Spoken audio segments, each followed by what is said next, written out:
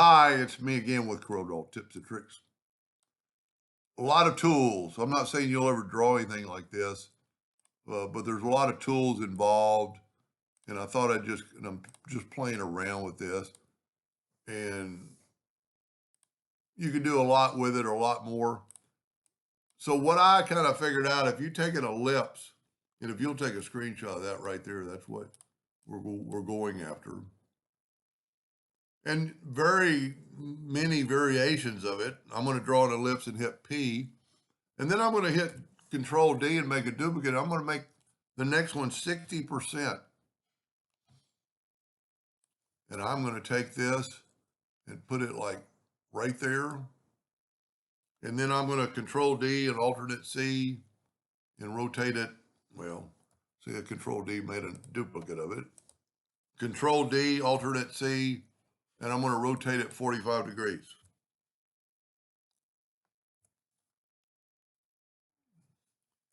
Maybe I didn't alternate C.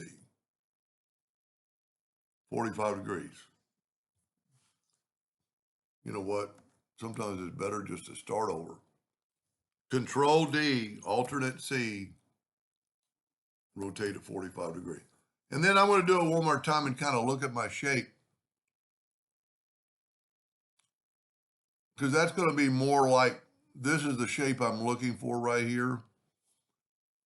And we could actually go a little bit bigger. Let's try taking this and making this one 80%. Control D, alternate C, rotate it 45 degrees, Control D. And see, now I've lost that shape entirely. So that really won't work.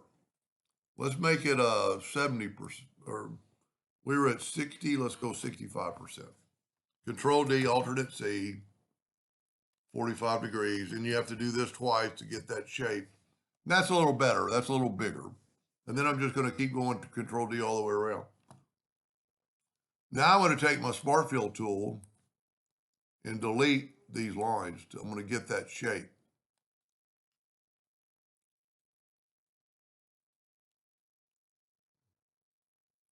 And I'm going to take the Smart Fill tool and fill that in. Yeah, see how much thinner it is because it's just a little bit smaller. Now I want to keep this circle for later, so I'm going to move it out of the way. I'm just going to go ahead and delete these. And I'm going to move this back. And at this time, I'm going to go ahead and take well, you know what, I'm not. I'm going to take, let's make it ellipse, I want to put that back. Let's make a duplicate of that. So that's one thing I don't like about Corel. I mean, it's doing what it asks it to do, but because I'm going to put in that might be two. So I'm making another ellipse. I'm going to hold down the control button, shift key, and I'm going to come off this with straight lines. So I'm just going to take my 2-point line and come from right there down to that, down to that. And now I'm going to take my orange deal. Let me move these out of the way. And I'm going to go ahead and use the interactive fill tool on this. And I'm going to just swipe across, then go up and get elliptical. That looks okay. Now I'm going to put it back and see these two spots.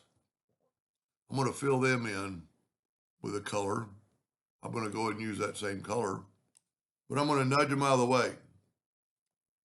Now, I could do them both at the same time, but I'm going to do them individually. Then I'm going to use the attribute eyedropper. So I'm going to get the interactive fill tool, and I'm going to put a little darkness like it's going down in there. Now I want the other one just like it. So I'm going to get the attribute eyedropper and do that right there. Now I'm going to group them together. I'm going to go in and get rid of these lines and get rid of the interior circle. But remember, I want to keep my exterior circle. Now I'm going to nudge these over.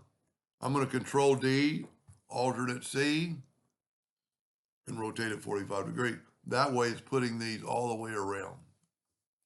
And I was kind of wrong with the circle. The circle's going to be too big because I didn't make another copy of it. So what we want is a circle. I'm going to hold down the shift key and I want the circle. You can actually go right to it. And then when we take this circle, you know what? I'm going to make everything blue. And we're going to use the interactive fill tool on it. Swipe across, go to elliptical, put it in the middle, and then put black on the outside.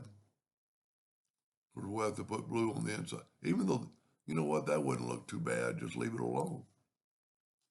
And then move it over, take away the outline so we don't see the red line. That one's not near as pretty. Let's change the colors to blue. That looks pretty weird. Let's go blue there. See, I've got orange on the other one, so I'm going to have to change them too. Let's put a little light in the middle. There we go. Now, same thing here. We're just going to change these to blue.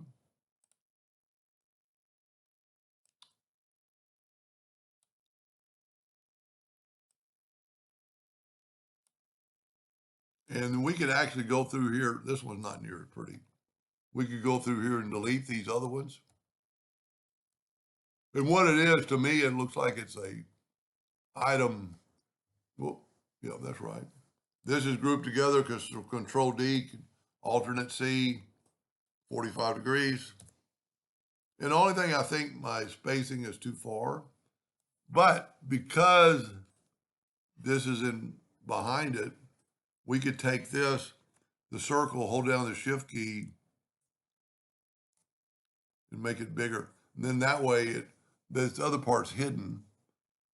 I don't know. It's not all that good looking graphic.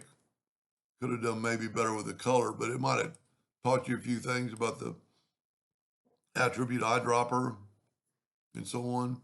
It does look pretty cool black. Anyway, I hope that helps somebody someday, and thank you for watching.